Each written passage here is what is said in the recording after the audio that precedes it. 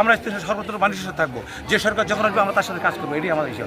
আমাকে বলা যে কৃষক লীগের সভাপতি, আমাকে বলা যে আওয়ামী লীগের সহসভাপতি, এগুলো ব্যানার বানানো যায়, কোনো রেজলিউশন নেই। আমি ঠিক আছে ভাই, দল দিয়েছি, দেওয়ার পরিপ্রেক্ষিতে আমাদের কিছু এলাকার মানে দলীয়ভাবেই হোক আর যেভাবেই হোক, বল প্রয়োগ করেই হোক আর চক্রান্ত করেই হোক, তারা আসে আমাদের ইউনিয়ন পরিষদের সম্মানিত চেয়ারম্যান মেম্বার সাহেবদেরকে হেয় প্রতিপূর্ণ করার জন্যে তারা চেষ্টা করছিল। 3325 কাঠের চাল বিতরণ হয়। বিতরণ হওয়ার পরে আমাদের অত্র ইউনিয়নের বিএনপির কতিপয় 2-4 জন কুচক্রী ছেলেরা নেশাগ্রস্ত অবস্থায় হোক আর সুস্থ অবস্থায় হোক, এরা নিজেরা করলো কি, বিএনপি যে একটি আমাদের কাছ থেকে টোকনের অংশ নিয়েছে, এই টোকনটি দিয়ে তারা চাল উত্তোলন করিয়ে তারা নিজেরাই আসিয়া রাস্তার মধ্যে থাকিয়া একটা ভ্যানকে টানে নিয়ে এসে আমাদের পরিষদের সামনে তারা চিল্লাচিল্লি হইহাল্লা শুরু করলো।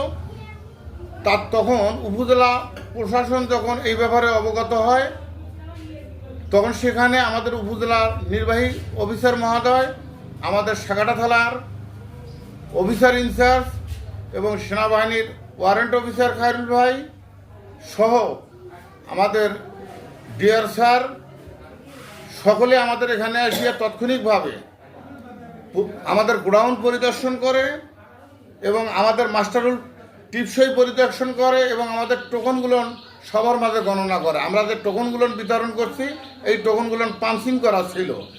তখন ওনারা গুনিয়ে মাস্টারুলে পাইছে 3325, তারপরে পাঞ্চিং টোকন পাইছে 3325, আর আমাদের গোডাউনে 185 জনের চাল ছিল।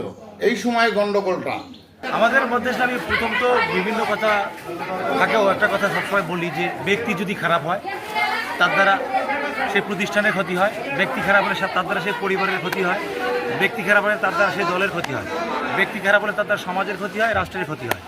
তো আমাদের মধ্যে সবাই ভালো নয়, সবাই সচেতন নয়। অসচেতন মানুষের মধ্যে থেকে যারা ধরে পড়া, যারা নেশাগ্রস্ত ক্ষতিগ্রস্ত মানুষ, তারা দলকে বিনষ্ট করছে, জাতির সম্মানকে বিনষ্ট করছে, সর্বোপরি স্থানীয় সরকারের সম্মানকে বিনষ্ট করছে।